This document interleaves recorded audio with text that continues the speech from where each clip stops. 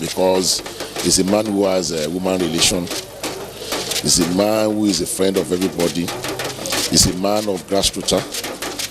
He's a man who respects everybody, no matter how highly placed. You might be rich, you might be poor, he's a friend to everybody. So somebody like that, who is a mediator, who is an arbitrator, who is a negotiator, what do we expect from him? We believe Ibadan will surely be peaceful. Before he got to this throne, he's a very good man. So I'm expecting what is better for what he has been doing before. So, and I know he will never let us down. When I was a small boy in Lagos, my parents lived at Butameta. Then I used to hear about Omaje Sound Studio, Omaje Record Studio, and I knew him from there as a child. So when he became the Olubado of Ibadan, and then the governor too, Ajimobi, is my friend, I said I must be a witness to the coronation of this my father. We expect his reign to be peaceful and uniting. And let him make use of the word of God, the truth. Let him stand by truth and justice at all times in treating all Nigerians in Ibadan land. That will be the best we are expecting from him. There is a new king in Ibadan. It is a new dawn for Ibadan. Long live the Olubadan. Long live Ibadan land. Long live Nigeria. Adetunji sọ́ọ̀lì wúlò mọ̀yẹ́ lọ́ba. Adetunji sọ́ọ̀lì wúlò mọ̀yẹ́ lọ́ba. Òun ló lè tọ́jú ìlú tí ó sì gbà lúlà. Òun ló lè tọ́jú ìlú tí ó sì gbà lúlà o. Adetunji sọ́ọ̀lì wúlò mọ̀yẹ́ lọ́ba.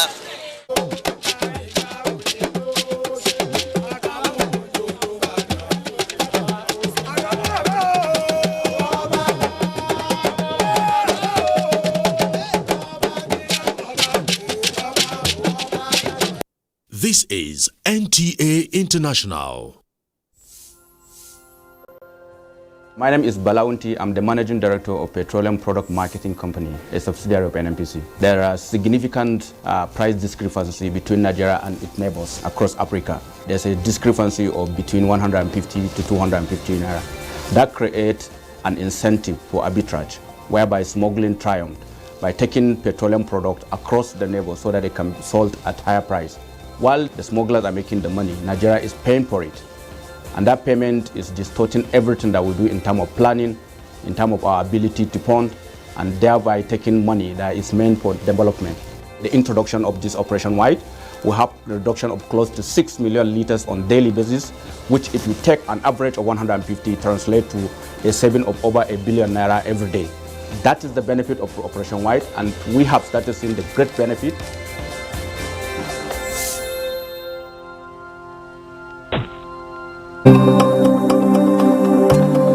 Welcome to Nigeria, a fascinating country. Take a trip through one of the most beautiful places on earth. A journey of discovery. A unique opportunity to get in touch with unspoiled nature. Enjoy your time in a place that offers something for everyone. A land of beautiful contrasts. An experience you won't forget.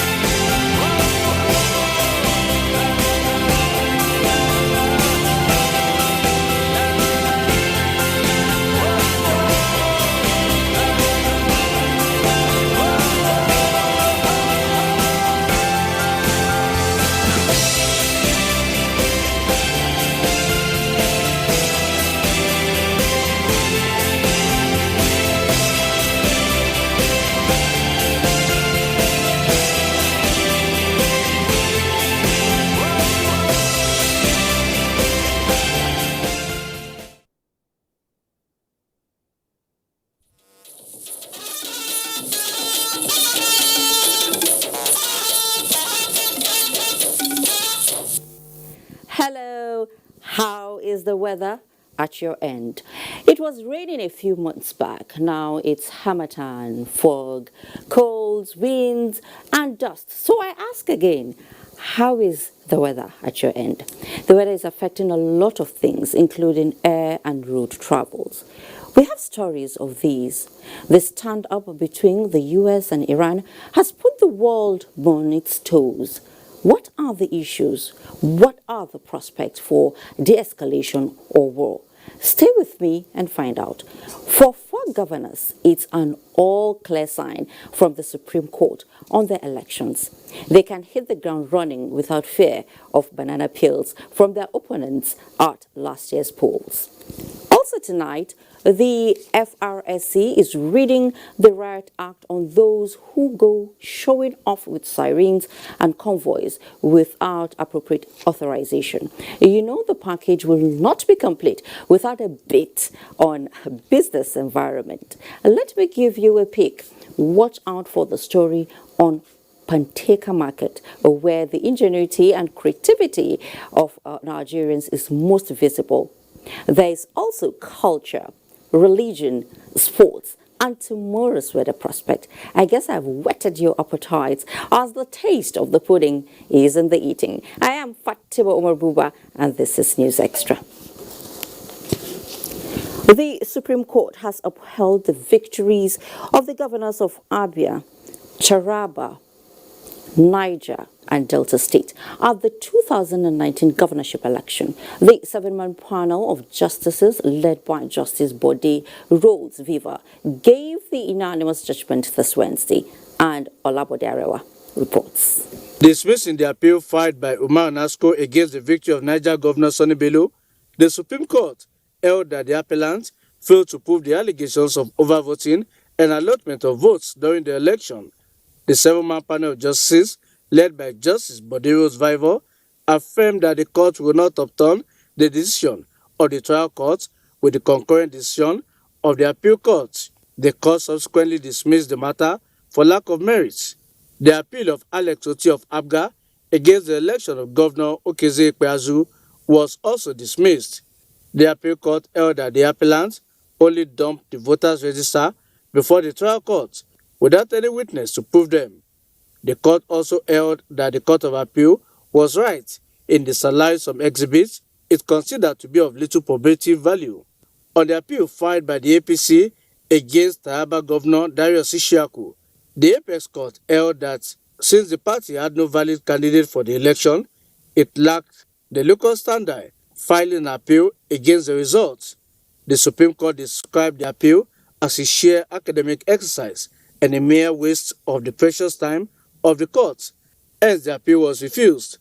On the Delta governorship appeal, filed by APC candidate Great Ugburu against the election of Governor Ifeanyi Okowa, alleging overvoting, the court also threw out the appeal for lacking in merit. Well, looking at the papers from beginning, we knew it was a waste of time, so we're not surprised at all. The Supreme Court had given its decision based on objection, but certainly not on the merit of the petition. The Apex Court held that while the use of the card reader for the conduct of election was commendable and should be sustained, it is not superior to the voters' register until the use of the card reader is imputed in the Electoral Act.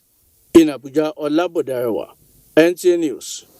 So thank you so much, Bode, for that. And then the Iran and the United States standoff has continued to trigger political insecurity and uncertainty in the Middle East. This is coming as political and economic analysts are of the views that if war broke out between the two, it will not stop in the Gulf region alone, but global economy would be affected. And Musa Babaliu has the report.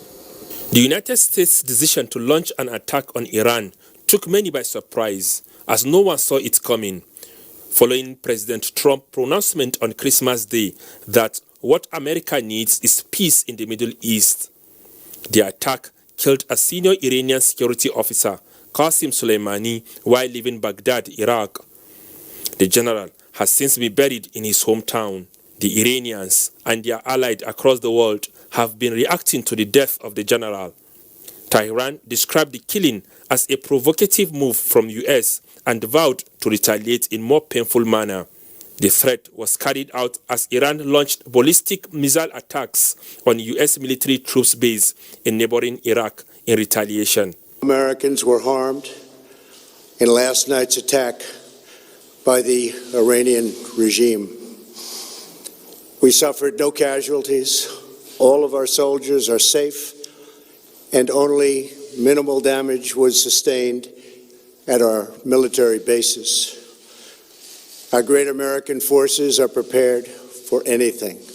Iran appears to be standing down, which is a good thing for all parties concerned and a very good thing for the world.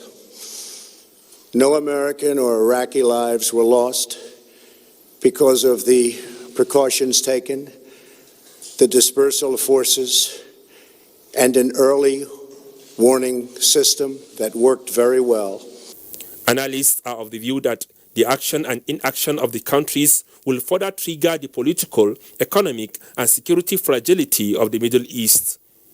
Even from the historical perspective of what has happened during this kind of crisis, if you look at the Gulf War, when America attacked Iraq, after Iraq attacked Kuwait, the spike, in the price of oil, it had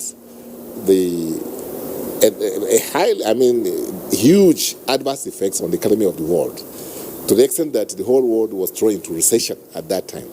I've been following the recent rise in global tensions with great concern. I'm in constant contact with leading officials around the world.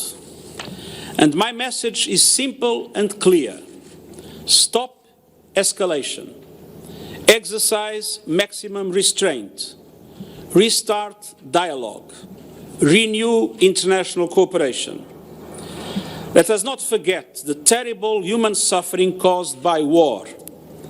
As always, ordinary people pay the highest price. This has begun to manifest as the tension has triggered the prices of crude oil. This may sound good to oil exporting countries, just like what happened in the 90s during US-Iraqi war. Oil increase, the price increase in oil will benefit the economy on the short run, but on the long run, perhaps, the case may be different. However, there is the fear that the gravity of Iran-US crisis could be higher and may affect global oil production. In Abuja, Musa Baba Aliyu, NTA News. Well, thank you so much, Musa Baba Aliyu, for that background report. And I have Dr. Adoye Omale of the Department of International Relations Diplomacy from Bayes University. He's right here with me. Thank you so much for coming on News Extra tonight. My pleasure. Yes, we've sent this report, yes. And it has raised, global concerns, all over. So what do you think is the political and economic consequences of this standoff? Yes, the standoff between the U.S. and Iraq has a lot of political and economic implications to the world. Okay. In international relations, this type of conflict happens frequently. But one unique thing is that this particular face-off is coming close to the United States election, which is sometimes in November. And it will definitely have a domestic impact on the elections in the U.S. Globally, the tension that it's generating will have a lot of impact on a lot of countries, especially in terms of alignment and realignment within the international system.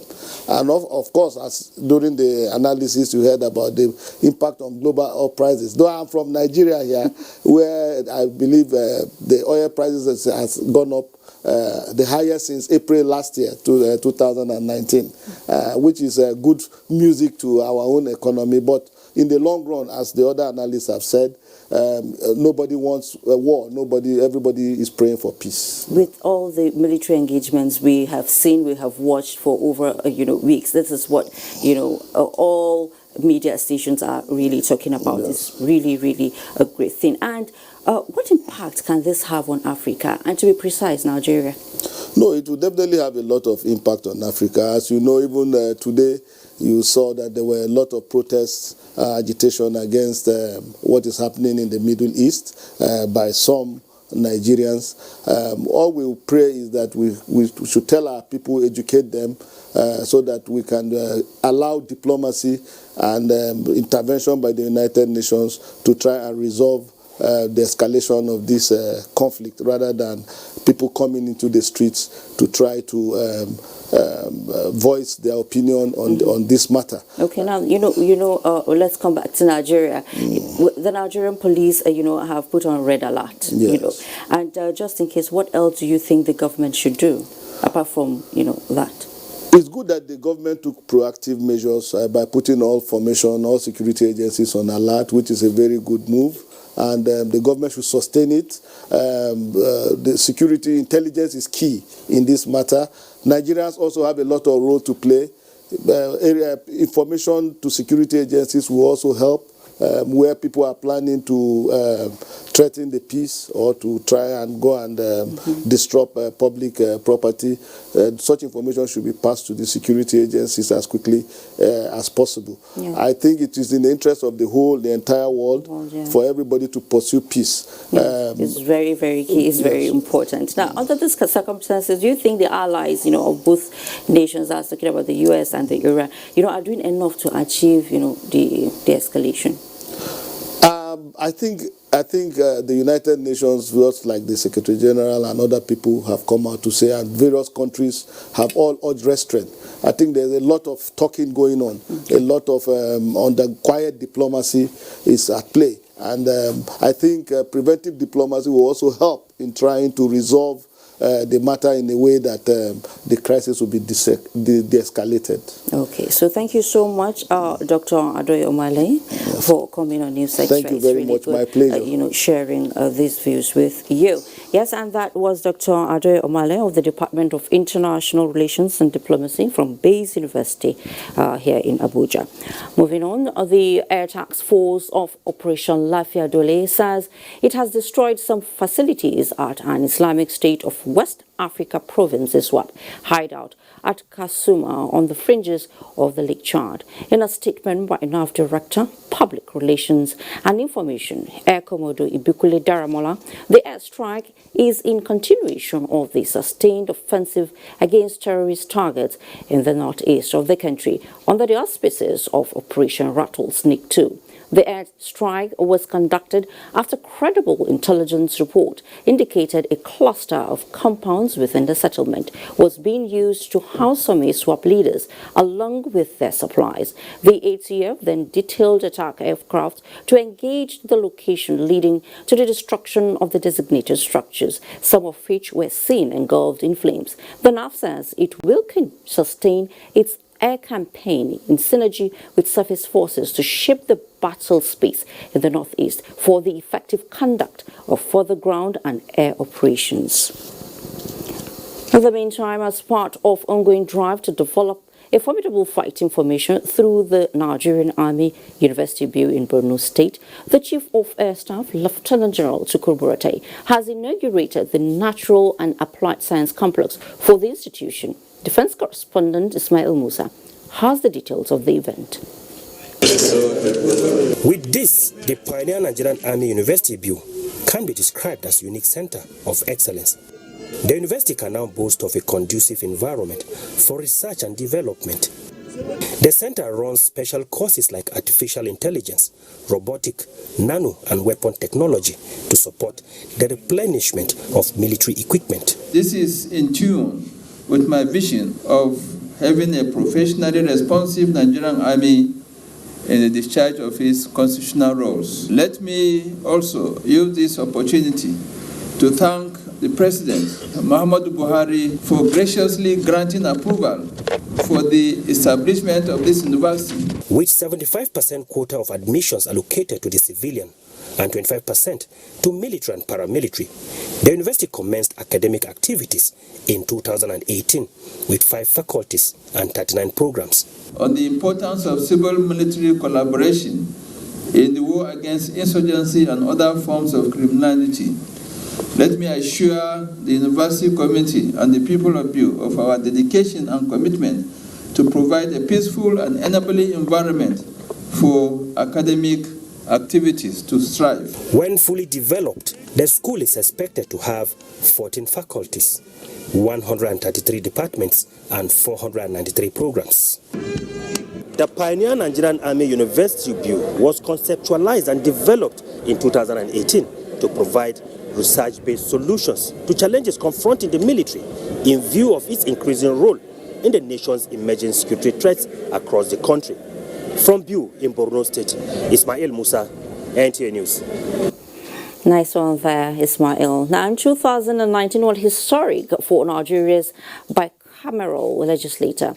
The tenure of 8th Assembly elapsed, paving the way for inauguration of the 9th Assembly. It was also the only year in Nigeria's history that the Parliament passed two budgets, the budget of 2019 in February and the budget of 2020 in December, both of which were signed same year. National Assembly correspondent Lami Ali reports on some of the events of the 2019 in the House of Representatives. Aside legislative work during plenary, the House of Representatives in the early parts of 2019 witnessed defections from across party lines by House members, including the then Speaker Yakubu Dogara, who defected from the APC to the PDP. On the 9th of June 2019, the 8th House of Representatives, under the leadership of Yakubu Dogara, hit the gavel for the last time, thus closing a chapter of history in the lower house of Parliament. I take pride in our corporate accomplishment in these 4 focal years in the governance annals of our country. With our collective efforts and commitment, we have deepened and grown democracy with the passage of a total of 382 bills, 76 of which have been assented to by the President. The 2019 general elections saw the formation of the 360-member House of Representatives. Members of 11 political parties that fielded candidates during the elections succeeded in having representations in the Green Chamber, with more than 200 coming from the ruling APC. The PDP had more than 100, while 9 others took up about 20 seats. Following presidential proclamation, the 9th House of Representatives was inaugurated on the 11th of June 2019, and new leadership emerged. Femi Gbajabiamila, a fifth-term member representing Surulere Federal Constituency of Lagos State, a minority leader in the 7th Assembly and majority leader in the 8th Assembly, emerged as the new Speaker. Nation building, a joint task. We have decided to carry this theme into the operations of the 9th Assembly. Ahmed Idris Wasi, member representing Wasi Federal Constituency of Plateau State, emerged as the Deputy Speaker, while names of other principal officers were subsequently announced. During the announcement of the names of minority leaders by the Speaker, the session turned rowdy. Since then, the House has moved forward in its resolve to work hand in hand with the Executive to ensure good governance. The commitment of the 9th House of Representatives to return the country to January to December budget cycle came to fruition as the House passed the 2020 appropriation bill in December after its presentation by President Muhammadu Buhari in October before a joint session. Aside the 2020 budget, the House of Representatives also passed the Finance Bill 2019, the FCT budget for 2020, and that of Nigeria Customs Service. In the 6 months since its inauguration, the House of Representatives has passed 17 bills. About 47 have gone through second reading, while 176 have been taken at first reading. Among key resolutions passed by the House of Representatives was the go-ahead to the Nigerian Army to carry out the nationwide Operation Positive Identification. The reason for the Operation Positive Identification, as stated by the Army, was that they had credible information that insurgents and particularly Boko Haram commanders are hibernating or staying within the northeast zone. Being a House of the People, the leadership of the House during the period under review made interventions in the security, health and power sectors as a meeting was convened with stakeholders on national issues. At an engagement with stakeholders in the power sector, the Speaker made this commitment. We want to now make that agreement a tripartite agreement and include the legislature. 2019 ended on a sad note for the 9th House as it lost 2 members in December. Member representing Magama Regional Federal Constituency of Niger State, Jafar Ilyasu, died on the 2nd, while member representing Babura Garki Federal Constituency of Jigawa, Muhammadu Adamu, died on the 31st. Lami Ali, NTA News. Understanding in the Masilami. Now, housing is one of the basic needs of humans, and every day more and more people seek to either own one or rent, while others are simply homeless. Whichever category you are in, there is hope, because the federal government says it is working hard to reduce the housing deficit. Joseph Johnson, while reviewing the state of the sector, reports that issues with implementation, ineffective public-private partnership, and lack of continuity of policies worry stakeholders.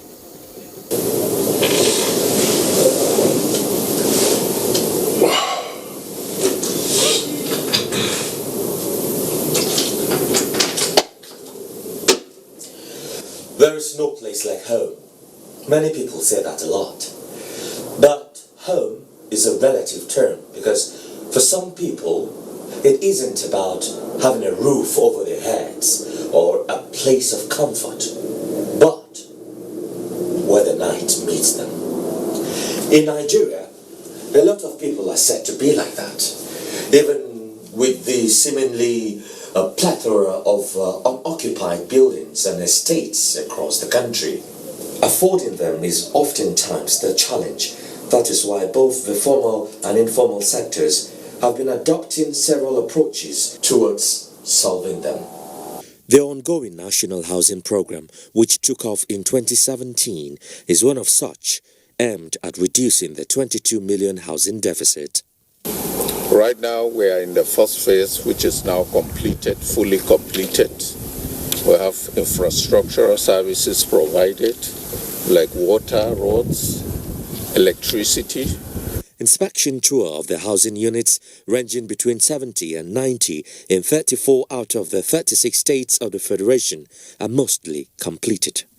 Ibrahim Ozoko has been following the progress of the first phase of the project with the hope of being a beneficiary. The houses, the specification were good, and the quality is very, very okay.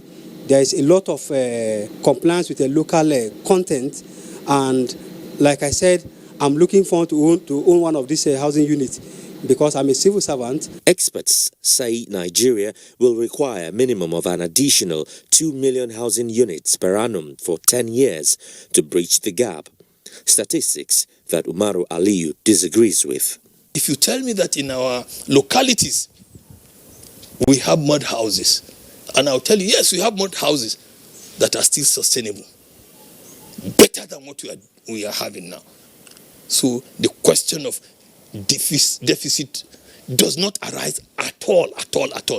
While Ibrahim and other interested Nigerians may not need to wait for too long, as President Buhari, in his New Year message, listed 13 housing estates under the National Housing Project among projects to be delivered this year.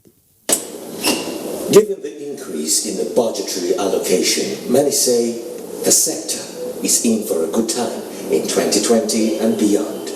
Joseph Johnson, NTA News. Joseph, that's a good word, I must say. It's also a very, very good development and also a beautiful New Year message there from the president. Now, up ahead, the Harmattan cold is biting harder, sending reptiles such as snakes clambering to safety. And as its path crosses with man, what follows? Your guess is as good as mine. How available are the antidotes to snake bites? Answers when we return. Please stay. This is beautiful.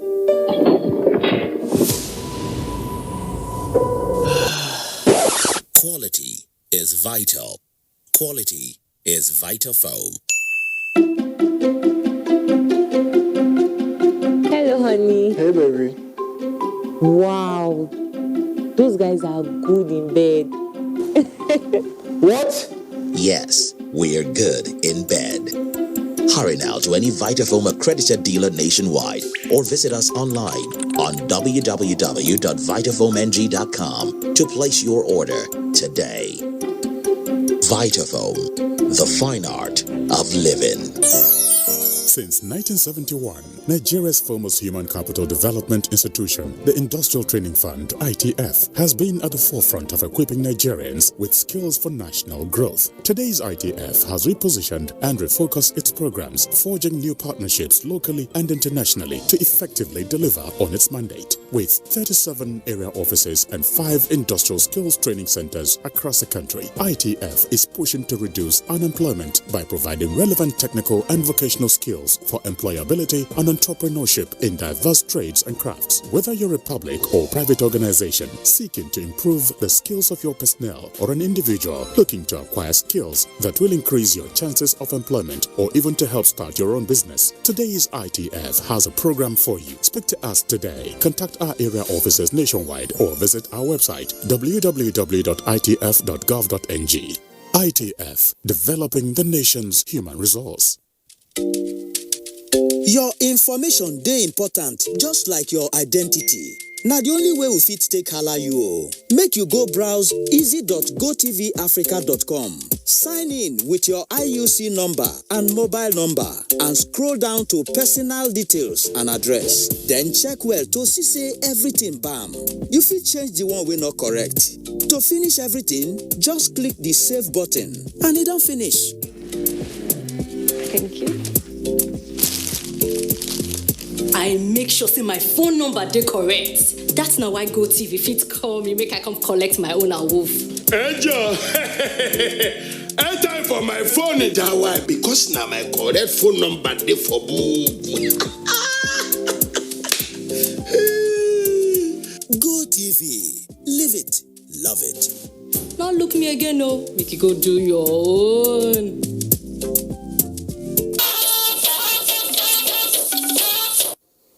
Great to know you're still with us on News Extra. It is the season when snakes do actually crawl out from their holes to bask under the sun or look for cooler spots to relax around human settlements. And as you are aware, snakes and humans have really not been the best of friends right from creation. That explains the increase in incidences of snake bites during this period, and a prompt access to treatment in such situation is critical. The question now is, are there sufficient supply of anti-snake venom in hospitals to prevent avoidable deaths? This is what Chumduma Ondubusi seeks answers in this report. Hot and rainy seasons. These are the peak of snake bites in Nigeria, a country with poisonous species of snakes such as cobra, puff adder, and carpet viper. It is a record that about 10,000 to 15,000 snake bite cases are reported annually, with high prevalence in the northeast and north central. 12.5% of them result in death when poorly managed. A case at hand is the recently recorded death of a pregnant woman in Kaduna. Nigeria, in collaboration with Ekitab in the United Kingdom and a scientific center in Costa Rica, produces anti-snake venoms. The question many might want to ask is, are these anti-snake venoms readily available and in sufficient quantities in hospitals? In the Federal Ministry of Health, we have anti-venom in stock, though inadequate. About 2 weeks ago, a memo was sent to the Honorable Minister for approval to distribute anti-venom to our various treatment centers and health facilities across the six geopolitical zones. It's not only the federal government that has the statutory role of providing it. It behoves on all the states to also put snake bite budget into their budgeting. University of Abuja Teaching Hospital, Gwagwalada, is one of the designated treatment centers. We just acquire around October, November, enough stock, 50 vials and 20 ampoules. The monovalent and ampoule is specifically made for that carpet viper snake species. And an ampoule is enough for the treatments. Polyvalent is meant for the all the dangerous snakes. It takes a maximum of two vials to get it cured completely. 30 minutes, the patient gets up and goes. But because of its efficacy, potency, it is very, very expensive. We sell a vial for 36,000 naira. 36,000 naira for a vial? Perhaps the high cost may not be far away from why some would opt for treatment outside orthodox, as been reported by health professionals. But be that as it may, experts are saying that under no circumstance should one go the unorthodox way, as there are grievous consequences. Once you are bitten by a snake, wash the area, with just water. Don't tie tourniquet. Go to a center where they have a facility to treat snake bite. Don't try to go and look for a black stone. Prevention, they say, is better than cure. The nation has now come up with anti-snake venom vaccine of plant origin, which is awaiting clinical trial. Scientists from the University of Jos discovered and are developing this vaccine that is raising hope for sufficiency, availability, and accessibility, as plans are on the way for local manufacturing of the vaccine. Chimdima Ndubisi, NTA News. Thank you, Chidima Ndubisi, for that. Yes, indeed, prevention is better than cure, so we should fumigate when it's necessary to fumigate. And for the first time in Nigeria, conjoined twins who were joined in the chest and abdomen are successfully separated at the National Hospital, Abuja, have been brought before the public, revealing that the procedure lasted for 12.5 hours. The health professionals promised to continue to do more to reduce medical tourism in the country. Aisha Uba Ali reports. Goodness and Mercy were born on August 13, 2018 and were referred to National Hospital from Kefi on the 19th of August 2018. For more than 16 months, baby Goodness and Mercy were under intensive care and several diagnostic procedures to make detailed diagnosis to aid the plan of their surgery. As expected, the parents, Mr. and Mrs. Ede, were overwhelmed, and their joy knew no bounds when the twins were finally separated on the 19th of November 2019, exactly 1 year and 4 months after they were brought to the hospital. And the hospital, the National Hospital Management, may the Almighty God continue to increase them. Conjoined twins is caused when an early embryo partially separates to form two individuals during pregnancy, but still physically connected, sometimes at the chest, pelvic, or abdomen, sharing one or more internal organs. With advances in surgery, the chances for survival for conjoined twins has increased with consideration of where the twins are joined, how many organs they share, and skill of the surgical team. Was actually the size of two livers joined together. In terms of separating it, we had very advanced equipment that helped us to separate it very quickly without losing much blood. But we did not count the cost until we are finished. We are still counting the cost. The case of these twins, according to Minister of Health, was an opportunity for Nigerian medical experts, especially those at the National Hospital, to demonstrate their capability and expertise while investing in the lives of the children. To encourage other hospitals to actually show more commitment to be able to bring their teams to work together to cooperate. Just like the names of the twins, Goodness and Mercy, people see they have brought goodness to their parents, and it was double celebration for the Edes, as the mother was given automatic employment and the whole process, which was worth almost 20 million naira, was done free of charge. In Abuja, Aisha Uba Ali, NTA News. That's a very cheery news there, I must say. In the meantime, the spate of fire disasters in the last few months across the country has again raised questions on the menace, which always leaves devastating consequences. Though India, in this report, takes a look at the impact of these blazes on the socio-economic life of the people and how the situation can be addressed. cry for help with no tangible response. These have been a recurring issue every year, especially during the Harmattan season, leading to drills by emergency agencies to address the menace. Yet, the sad tales of the devastation caused by fire outbreaks in many parts of the country in recent raises questions. The first step to addressing the rising cases of fire incidences across the country is to look at the causative factors. Most of them are man-caused. We cause them ourselves. The type of weather we are in is very dry, so everybody has to take precaution. As far as I'm concerned, fire outbreak is linked to negligence and also the seasons that we find ourselves. A data by the Fire Disaster Prevention and Safety Awareness Association of Nigeria reveals that between 2012 and 2019, properties worth over 6 trillion naira were destroyed, with several lives lost and many people sustaining various degrees of injuries.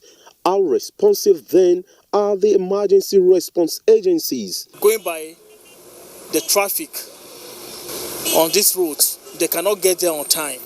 And before they might have arrived there, such a property will burn to ashes. Our arrival time depends on when you call us, how you call us, where we are coming. And when it occurs and we respond, we don't have access to fight that fire. To address these and other internal security threats, the Ministry of Interior developed the NIPSAS app, an online application to give easy access to the National Emergency Control Room. This is in addition to the procurement of some modern firefighting equipment. But despite these developments, the situation seems uncontrollable as the prevailing fire outbreaks is serving as a litmus test for the fire service and the emergency response agencies. While experts continue to caution on the effects of global warming and the consciousness of humans on the environment, better funding of the fire service and constant sensitization of the public on preventive measures and response to such outbreaks are listed as recipe for fire-free Nigeria. In Abuja, doing NTA News. Meanwhile, passengers and travelers at the Murtala Mohammed Airport are having a difficult time navigating their destinations. This is as a result of the Harmattan haze that is affecting flight operations. And Michael Olale reports that travelers are also complaining of incurring additional cost for either having their flights delayed or diverted. The Harmattan haze is here. It is natural, but has created difficult time for flight operations across the country. At the Murtala Mohammed Airport, Lagos, travelers painstakingly endure waiting hours due to flight delay or diversion. Most of those traveling to Calabar, for instance, have more tasks ahead than they could imagine. Actually going to Calabar now, but I have to go and drop in Uyo, then after spending almost 50,000 naira, then I'll now have to take another cab from the time and it's affecting timing in business. Some passengers are, however, not baffled by this development, based on the simple belief that it is better to be late than never. The flight was scheduled for 8 o'clock, but now it shifted to 11 o'clock. I'm sure for safety purposes, which is okay for everybody. Safety first. The Nigerian Civil Aviation Authority is loud and clear about the dangers inherent in flying under the Harmattan haze. The public should realize that it's being suspended or put on hold in their interest.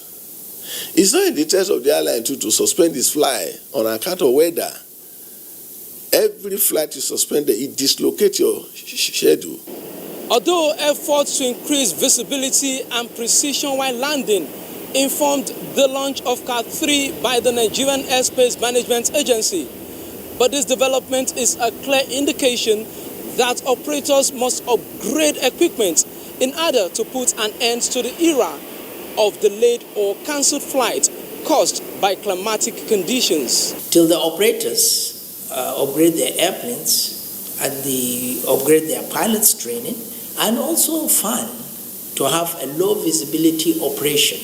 Key players in the sector want air passengers to exercise patience until the climatic condition improves. In Lagos, Michael Olale, NTA News. And apart from diverse health challenges associated with the harmattan, the haze and cloudy weather also impacts negatively on the aviation industry. Justina Etem, who visited the Margaret Ekpo International Airport in Calabar, reports that the weather condition has led to reduction of air-to-ground visibility, causing diversion of flights from Calabar to Uyu. This is the runway of the Margaret Ekpo International Airport here in Calabar. The weather here is really foggy, and this has affected the visibility here, and it has led to the cancellation of most flights coming in or leaving the city. The standard visibility range for smooth takeoff and landing of flights is about 2,400 meters. But here, visibility has dropped to 1,000 meters. This has no doubt affected operations in the airport. If you look at the carnival period, the weather was okay. But immediately after the Calabar carnival, the weather changed. Passengers have been coming since Saturday because the weather climate changed from Saturday, Sunday, and even Monday.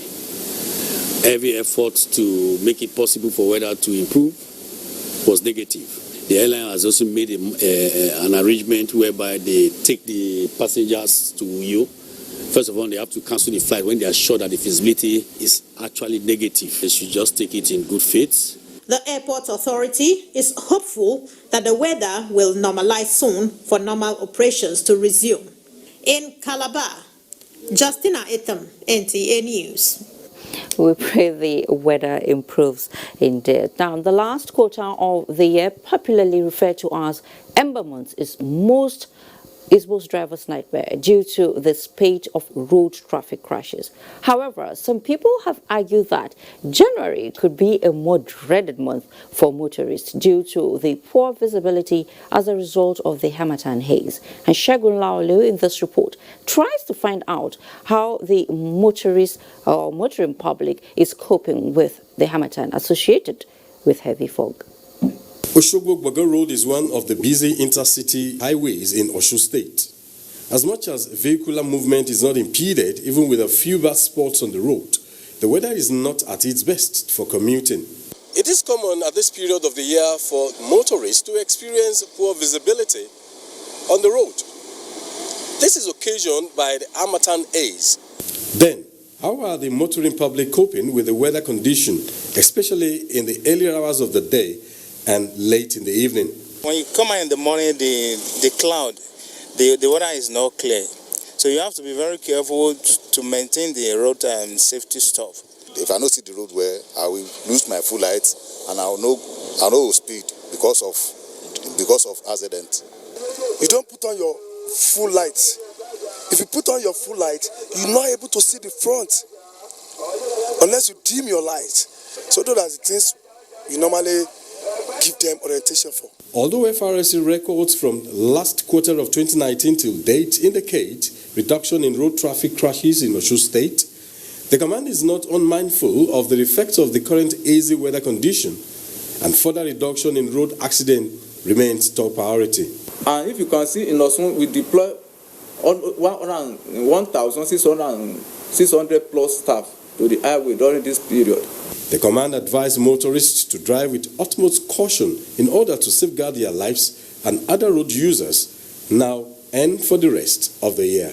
Shegun Lawole, NTA News. Thank you, Shegun, for all that. Now, indiscriminate users of sirens and convoys without authorization will now have the Federal Road Safety Corps to contend with in year 2020 and beyond. This was one of the policy pronouncements made by the Corps Marshal Boboe Oyeyemi at a media chart where he reeled out plans by the Corps for the year 2020. Oyeyemi Ajayi is our guide. For some time, reports on intimidation and harassment of road users and road traffic officials by unauthorized convoys and blaring of siren have been of concern to many. This has even resulted in death and injuries to many. Influential persons are often accused of these habits as they move on high speed and disregard traffic rules and officials. Now, the FRSC is out to enforce the provisions of Section 154 of the National Road Traffic Regulation, NRTR 2012, Part 14, which states the persons that have rights to use sirens, flashes, or beacon lights on public roads. Most of these convoys we are seeing, they are not even government officials. I think it's an abuse of freedom of movement and co. And there must be a stop to this. Most of them are not entitled to siren, to put a flash on their vehicles. And I think it's part of the lawlessness we are talking about. I will work with the Inspector General of Police and ensure that we put a stop to this. The FRSC will be deploying more alcoholizers this year to detect and arrest commercial drivers who drink while driving. In the words of the FRSC Corps Marshal, it says, and I quote, "Enlightenment without enforcement is mere entertainment."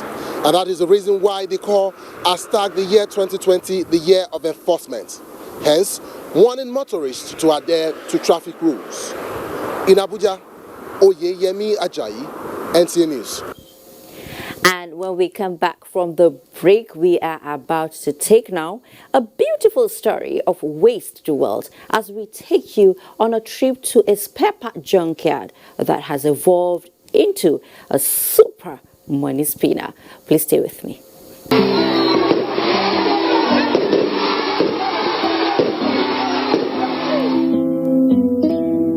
The publisher and the chief editor Fada da Cikawa magazine Alhaji Isa Mu'azu Darma felicitate with the founder of Malfai Foundation Hajia Aisha Atiku Bagodo, First Lady of Kebbi State, on their 10 years anniversary in fighting the menace of Almajiri children, skills acquisition to the less privileged, and providing job opportunities to eradicate poverty among Nigerians, which is one of the cardinal policy of President Muhammadu Buhari to take 100 million Nigerians out of poverty.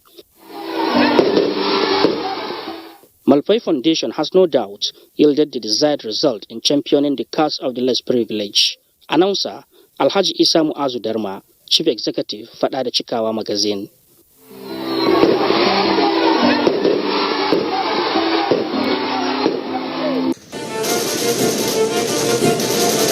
They swore an oath to serve our fatherland and defend the people.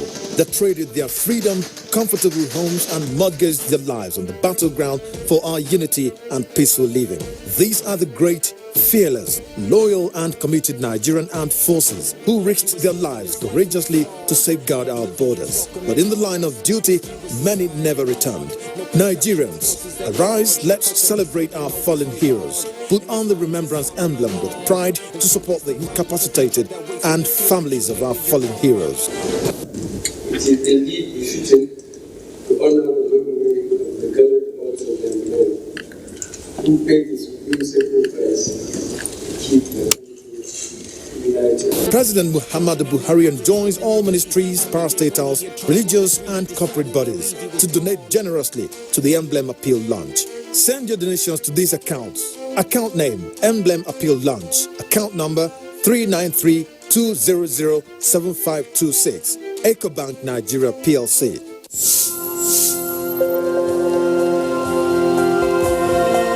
My name is Giato Adeza Adams, the General Manager, Corporate and Strategic Communications, Nigerian Port Authority.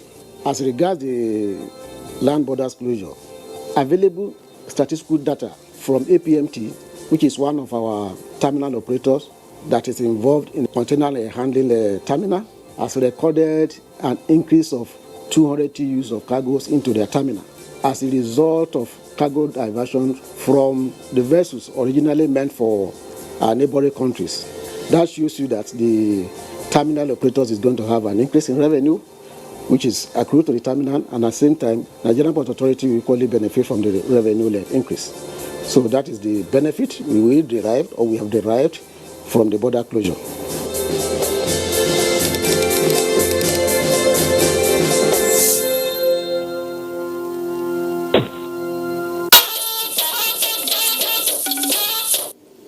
Thanks for staying with me. The Nigerian capital market in 2019 had on its premium board the listing of two major foreign portfolio investments of over 4 trillion naira, thereby boosting the market capitalization to the end of the year in over 12 trillion naira Abolade Salami in this report analyzes what shaped activities in the market in 2019. The Nigerian equities market, with a capitalization of over 12 trillion naira in 2019, contributed less than 10% to the nation's gross domestic product. The underperformance of the market to the economy, experts attributed to the inability of stakeholders to explore the market as a source of accessing long-term funding. The yield environment in the local investment market recorded a high return on the fixed income segment, which further attracted local investors in the instrument rather than equities. With the quantum of the GDP relative to the Nigerian capital market, total market capitalization, I think that dysfunction is there. If you look at a country like South Africa, the total market capitalization is about $1 trillion, whereas in Nigeria, both the equity and the debt is just a little, close to $100 billion. The low performance of the market, experts said, was largely based on various economic activities that characterized the year, thereby resulting in profit-taking and huge sell-off of big-cap securities. So we've seen, one, local investors have little access to credit. Two, even local portfolio investors like the pension fund administrators, we are shying away from the equities market because of consistent losses, and therefore we are patronizing more of the fixed income market. As is that the central bank has compelled local investors to not invest in OMO instruments, and therefore the local investors have no choice than to switch their investment now to equities. So I believe the imbalance between local investors and foreign investors in terms of investment in the equities market will correct to some extent in the new year. They, however, expressed optimism on an improved performance owing largely to various policies that will stimulate more participation of investors. In Lagos, Abolade Salami, NTA News. Now, from mere observation, it gives an impression of a junkyard where rejected items are dumped and sometimes left to waste. But that's where that impression ends and the creative ingenuity of Nigerians begin. Rather than being a dumping ground, it's one place in Kaduna that has defied all odds and has become a multi-millionaire spare parts market. Abdullahi Mohammed went in search of what makes that market exceptional. The skeletons of all sorts of road machines which were once the darling of their times may give you an impression that you are in a junkyard. But Panta, as it is known, is gone far beyond that. The cars of the 60s to the 70s, as well as the latest in town, are all welcome to Panta. It all depends on what brought the car to the market. It's either for a fix or a total dismantling. But here, every part of a vehicle is not thrown to the ashes. Each of the shops and open places are fabricating or recalibrating points. Parts of outdated vehicles are converted to serve the most recent. And what is baffling here is that most of the technical hands doing the magic have no formal training.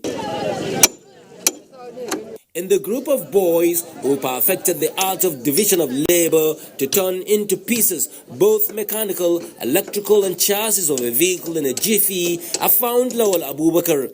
He stands out from the group because of his ability to communicate in English.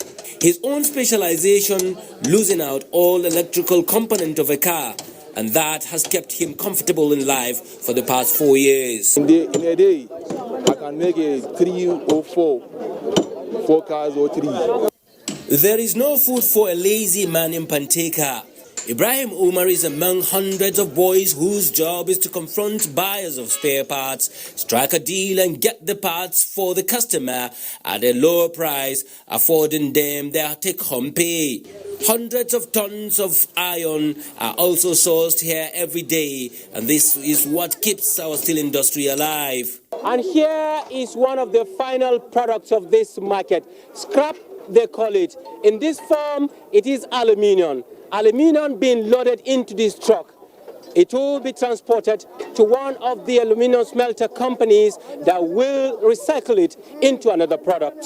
And that scrap is a money spinner. If you're supplying to the company, how much does it cost? 16 to 17 million. Are you kidding me? Confirm. Now you have an idea of what the junkyard has to offer. What is more critical is to harness the potentials of the hands involved in bringing back to life the bolts and nuts, the heart and eyes of the masters of the road. In Kaduna, Abdullahi Muhammad, NTA News. Or when I was in Kaduna, we normally call Panteka, the car hospital, because no matter how tired your car is, and when you go into Panteka, you come out with it almost brand new. Now, it will no longer be business as usual for illegal oil bunkers in the Niger Delta in 2020 and beyond, as the Economic and Financial Crimes Commission, EFCC, has resolved to come down hard on them. Acting chairman of the EFCC, Ibrahim Magu, gave the warning while speaking with journalists in Port Harcourt. And Robinson Derataide has the details. Ibrahim Magu, who is on a working visit to the Port Harcourt Zonal Office of the Commission, expressed concern over the activities of oil bunkers in the Niger Delta. Oil theft in the region is said to account for the loss of about 15% of Nigeria's crude oil production, amounting to about $1.7 billion monthly. EFCC will therefore strengthen its synergy with other agencies to end the colossal economic leakage. We are trying to see how we can work together to contain the situation, to arrest the situation, and also contribute to the arrest of the situation. The EFCC boss further revealed that vehicles seized at the 6th Division Nigerian Army, Port Harcourt, have been forfeited to the federal government and will be auctioned after due process. We have not handed over anything to anybody yet. All the vehicles that were auctioned are still there. Because after the process, we will ask you to go and pay the amount agreed, the highest bidder. We will pay to a designated federal government account and come and show us. Then we will check with the Ministry of Finance whether that amount has entered. After the proper reconciliation, that is when we start releasing the vehicle. Magu commended the media for its roles in the fight against corruption in the country. In Port Harcourt, Robinson Derataide, NTA News. And inadequate preservation and storage of seafood in Nigeria are major challenges affecting their sales and consumption. These factors, experts say, are also inhibiting growth of the sector. Amaka Owo reports that adherence to regulations is key to harnessing the potential in the sector. Nigeria is said to have seafoods, especially fish, in abundance, but still imports other types of fish into the country. Data has it that about 18,000 tons of stockfish is imported per annum. Indian people used to bring it from overseas, so we go and pay for them. They will now tell us to come and buy the fish. Those in the value chain say preservation and storage is a major challenge, as this is why there are allegations that some traders use harmful substances in preserving fish. It's not good though. It's not good to use that sniper to preserve the stockfish. It's not good at all, at all. Since I'm selling it, I don't think I use it. To preserve it, you can put salt inside water and spread it inside sun. Any ant that is inside will come out. There was a video that went viral where we saw people sprinkling dangerous chemicals on fish, various fishes in the Nigerian market. But there are certain laws that has to be attended to by the federal government to put things in the right perspective. Like our fish is banned from America for now. The consumption of this rich source of protein in large quantity comes with its challenges, but more needs to be done. Create awareness to especially importers. They should know that when they bring in their consignment like stockfish, they should ensure prompt clearance so that the product will not be lying in the seaport, thereby getting spoiled or growth of microbes. Nigeria is the biggest consumer or the biggest market for pelagic fish, mackerel and herring. It's very, very large. With a huge potential in the seafood business, all those involved in the value chain need to ensure adequate storage and preservation In Lagos, Amaka O, NTA News. In the meantime, the federal government's continued fight against economic sabotage is receiving a boost as the Nigerian Navy intensifies its fight against smuggling within the nation's maritime domain. The recent success story is the arrest and handover of seized foreign rice worth over 115 million naira to the Nigeria Customs Service in Calabar. Ubabase Edit has the details. Rice numbering over 2,008 bags were arrested alongside 6 suspects and 2 wooden boats allegedly transiting from Cameroon. Commander Nigerian Navy Ship Victory of Vincent Okeke says the act is an attempt by smugglers to exploit the high demand for rice during the festive period for pecuniary reasons. My men have been adequately keyed into the non-compromise attitude of the base. So nobody is ready to compromise with them. Any boat that is accosted must be brought to the base. The custom authorities and task force team of Operation Swift Response, who received the contraband, lauded the Nigerian Navy and reiterated their resolve to partner the officers at all times. The suspect will be taken to the legal office for prosecution and proper arrangement in court. The Nigerian Navy says it will double up effort to curb illegal activities, thereby enhancing national prosperity and security. In Calabar, Umar Basidit, NTA News. And lately, people construct gas plant stations just about anywhere they find space, throwing caution, due process and safety to the winds. This has unfortunately led to gas explosions claiming lives and property, which some say can be avoided by simply doing the right thing. The question now is, how can the number of casualties through gas plant explosions be minimized or eradicated? Let's get some from Lydia Sampson. Gas explosion is usually a tragic accident because when it happens, families mourn. It's gas that killed my neighbor's child. I'm even planning to buy gas. Because of that, I refuse to buy gas.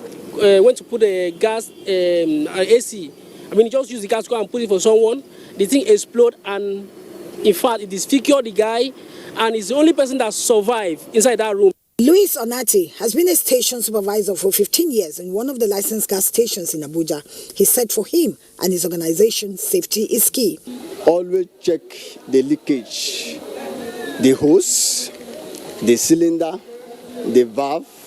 Luis, like most experts, says the recent gas explosion in Kaduna State that killed the chairman of the Nigeria Atomic Energy Commission, Professor Simon Malam, and 5 others at Sabon Tasha area of Kaduna Metropolis is a typical example of illegal gas retailers who have no regard for safety. Similarly, investigations reveal that some people in the business don't have the expert knowledge on handling gas, while some household users equally use gas with lackadaisical attitude and poor maintenance culture. Expert says most gas explosions happen as a result of the lack of gas detector instrument in gas plant stations to detect a gas leak. For Engineer Buba Abubakar, Zonal Operations Controller GPR, no gas plant should be sited near residential areas. This, he said, is one of the major provisions in the procedure for licensing LPG plants and retail operators. All the explosion that has been happening is from the LPG retailers. The requirements are almost the same. You must be a registered company. Most gas users say they are aware of the dangers inherent. We have to create awareness of, as in the danger that can occur at any time. Please, it's good to be conscious of especially gas. The question is, should the blame game continue and people exposed to this avoidable danger, or are we all ready to take responsibility to put an end to it by rising to the occasion? In Abuja, Lydia Sampson, NTA News.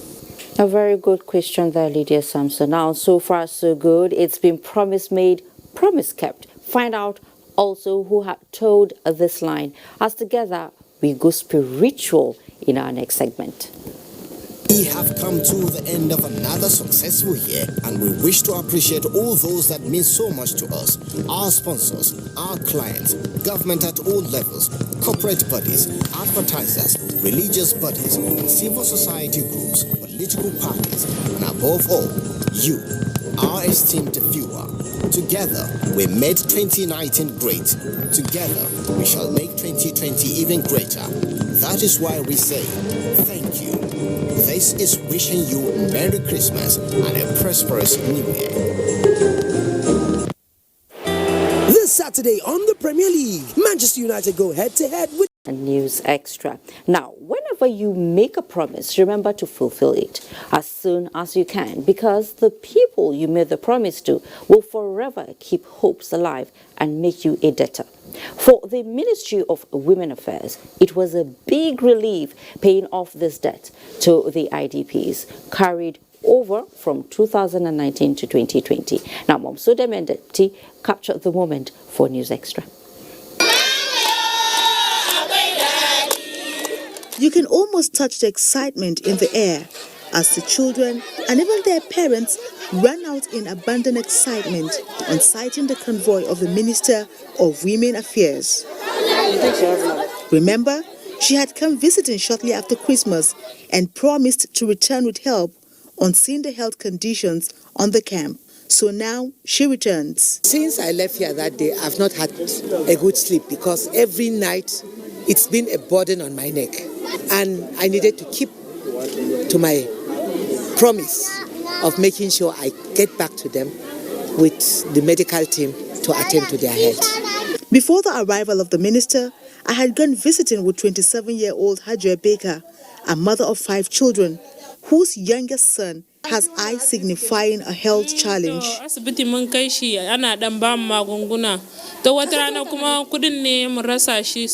This, she says, has defied the little first aid and medical attention he has received so far.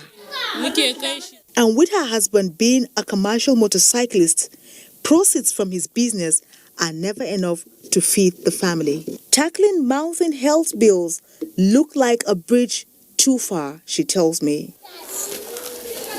This is just a snippet to the myriad challenges they are confronted with here in this Malaysian garden IDP camp. One of the first things you notice on arrival to this camp is the stench that oozes from human feces, littering the whole camp.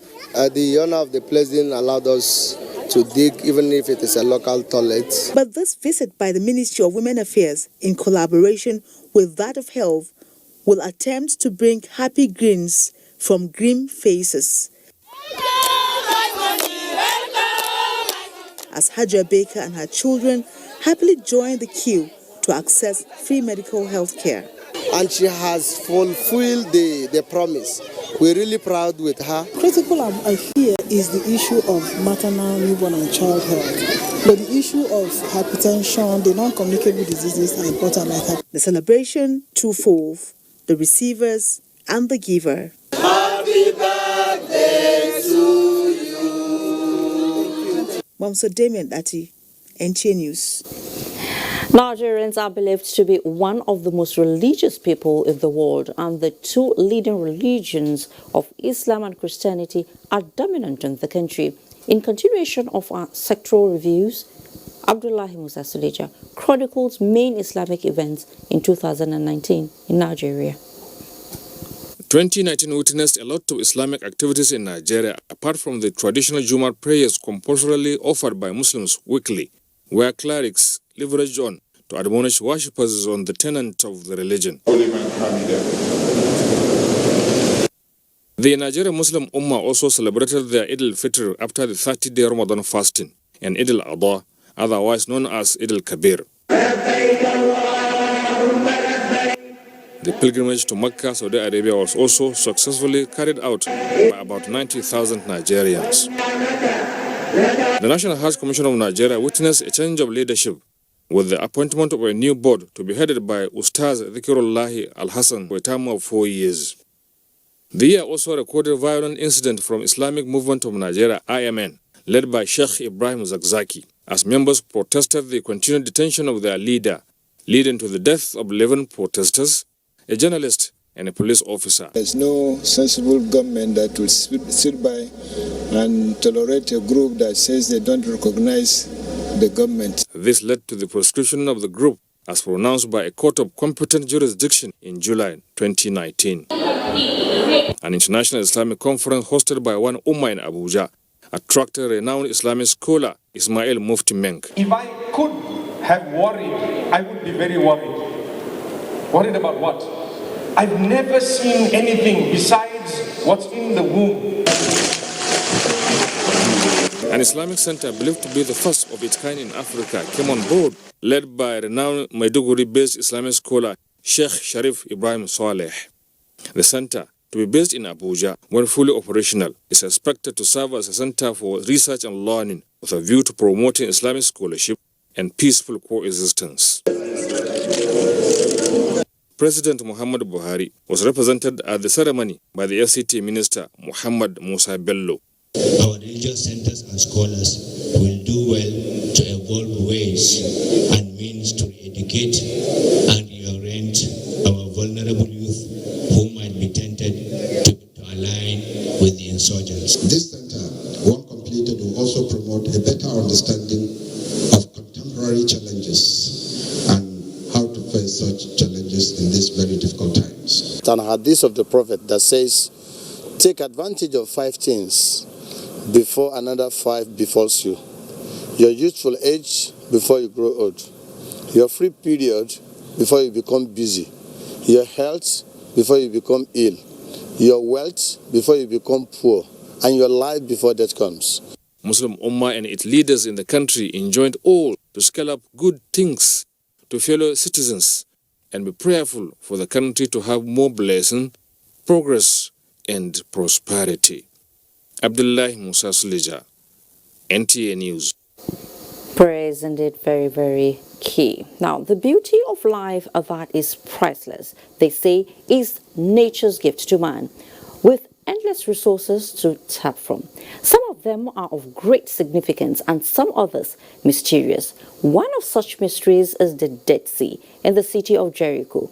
Have you been there before? Well, for those who have visited the lake, you will understand what I mean. Now, Ruth Aguela took a long trip with some pilgrims from Nigeria to the lowest place on earth. So together, let's unravel this mystery. It was a long and quiet trip to the city of Jericho from Jerusalem. For more than an hour, it was taken forever to get there. Finally, we got to the lowest place on earth, Kalia Beach, the Dead Sea. It was like a mini market here, with almost anything you can find to buy, and the serenity was soothing. But the anxiety to have a feel of the lake couldn't wait. This is the most talked about Dead Sea, the lowest point on earth. So right now, I'm at the lowest point of the earth. But it is minus 430 meters. That is equivalent to minus 1,400 feet below sea level. A lot of people have come all the way here from Nigeria to come and have a feel of this spiritual cleansing because of the supernatural nature of this water. But there's only one way to find out. How does it feel going into the Dead Sea? It's a very wonderful feeling. I believe God that after this, all the pains I've been having are gone forever. It's not that cold in the body, but I discovered it's very sore. I test it and I allow it to enter my eyes. The beat is very painful.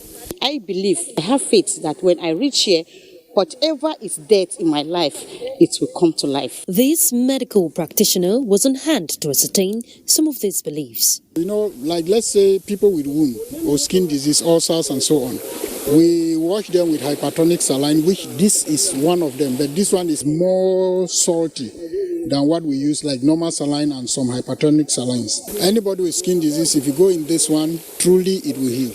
But the thing is, if you believe it. As I had been privileged to have a feel of the lake, for some of the pilgrims, they wanted more. The Salt Lake is bordered by Jordan to the east and Israel to the west, with no plants, fish, or any visible life in the sea, except its guests. In order not to be left out, I also had to wash up to have a feel of the lake. I feel refreshed, I feel cleansed. Whatever I've come here with, I feel rejuvenated. From the lowest point of the earth, the Dead Sea here in Jericho, Ruth Aguela, NTA News. Beautiful one there, Ruth, I must say. Now, the culture and tourism sector in 2019 has been described as one of the catalysts used by the federal government in unlocking the rich cultural potential and rebranding the country's image globally. The sounds from the sector resonated like never before in 2019. Oyenaya Kalu Oka in this special report brings us these sounds in beauty and color. Wow, I guess you can hear the sound, the melodious sound that touches the soul of Africans. Nigeria in particular is blessed with many more, and that brings us to the abundance of culture and tourism. The sound of kakaki, a cherished musical instrument in the northern part of the country. Nigeria is a blessed country endowed with a lot of cultural heritage, shaped by multiple ethnic groups, interesting sites, fascinating history, and happy people. Harnessing all this in 2019 was of top priority to the federal government. We're able to harness what we are and what we do as culture, as tradition and heritage, okay? It can even boost economy. In 2019, the Minister of Information and Culture, Laya Mohammed, focused on restructuring the industry and repositioning it as a key driver of the economy. The creative industry, which contributes millions of naira to the economy, was given strong support by the federal government. President Muhammadu Buhari actively supports tourism. There's, it's not in doubt. We've seen what has come out of it. Interactive sessions within and outside the country was held with key players to fashion out ways of developing the sector and attracting global attention. It further confirms that Nigeria is on the right path and that we're on track to actually make tourism a key driver in our economic development. The tourism and culture calendar was agog with cultural activities ranging from the Nigerian Flavors, National Festival of Arts and Culture, the International Arts and Craft Expo, all in a bid to promoting domestic tourism. We have done better in the last 4 years than we have in the last 10 with regards to these issues. We'll continue to improve and build on our cultural values, which of course is what tourism will sell out and promote. It was an interesting time for some states in 2019, while other states were dormant. The Osho-Oshobo Festival, the Drum Festival, the colorful Durbar, energetic Calabar Carnival, and the interesting festival in Abuja made 2019 remarkable. State governments to please, and local governments to please do their basic responsibilities. One of the biggest and welcoming news for this sector in 2019 was the announcement by President Muhammadu Buhari of visa on arrival of all African visitors. It is a laudable initiative. It is a very, very good step.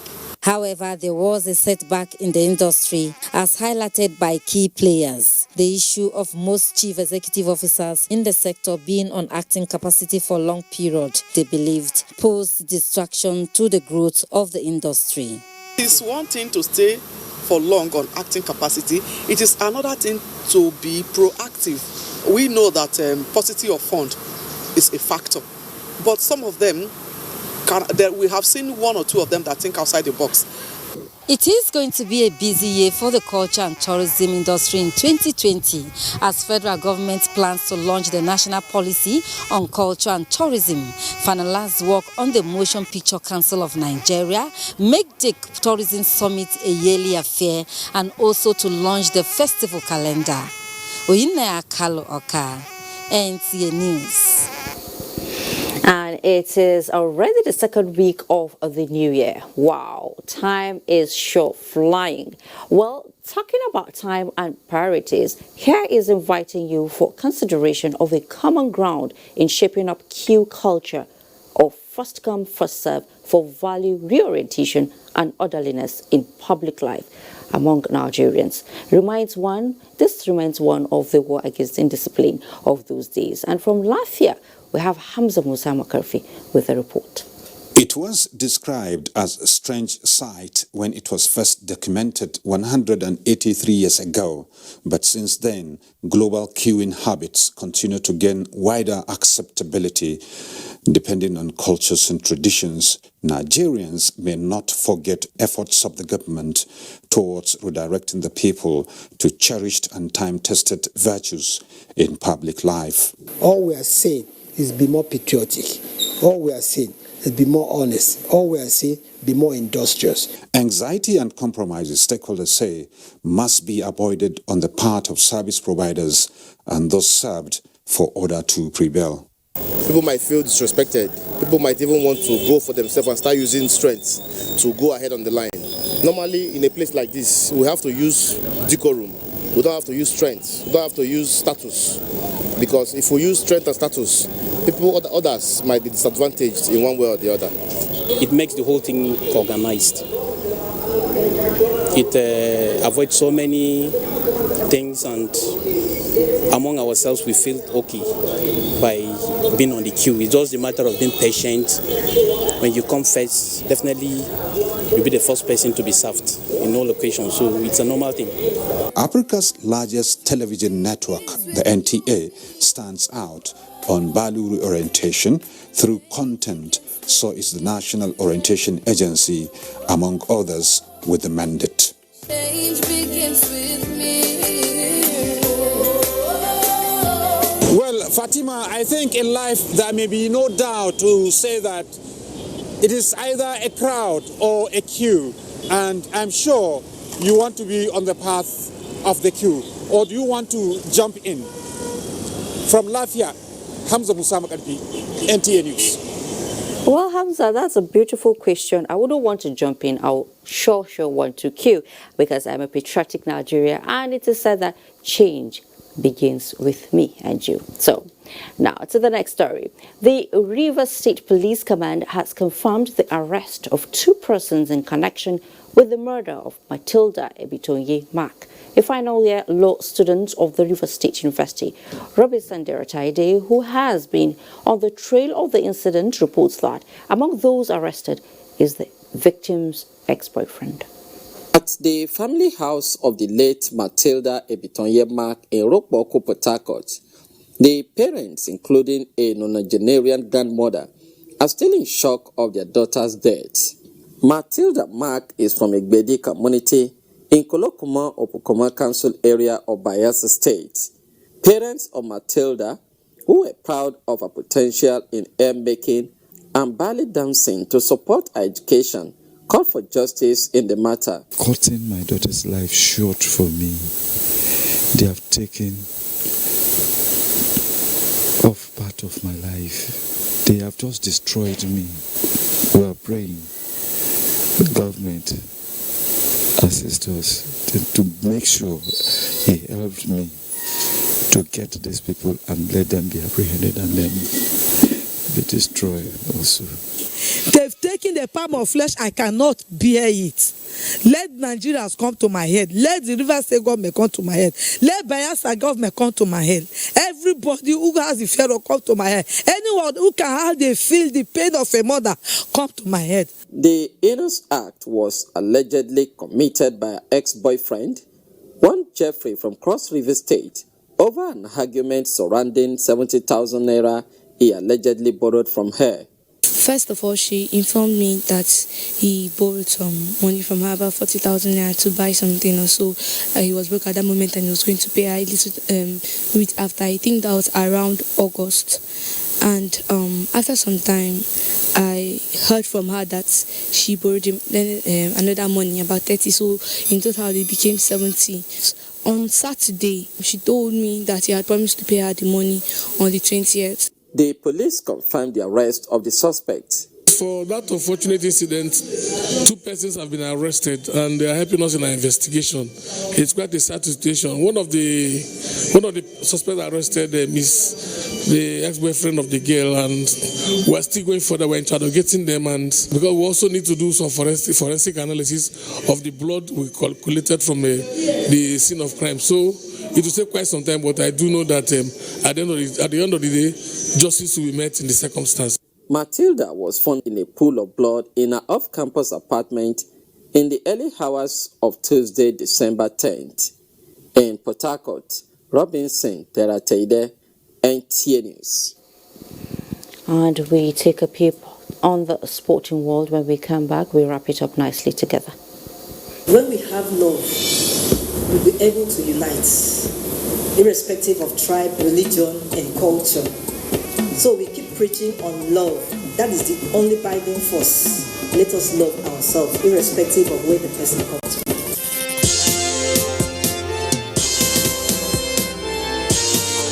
You are about to witness the commencement of the most stimulating and compelling contest on television. This contest is only for the strong, the intelligent, and the talented. Get ready for the Unity Challenge reality TV show. Coming soon.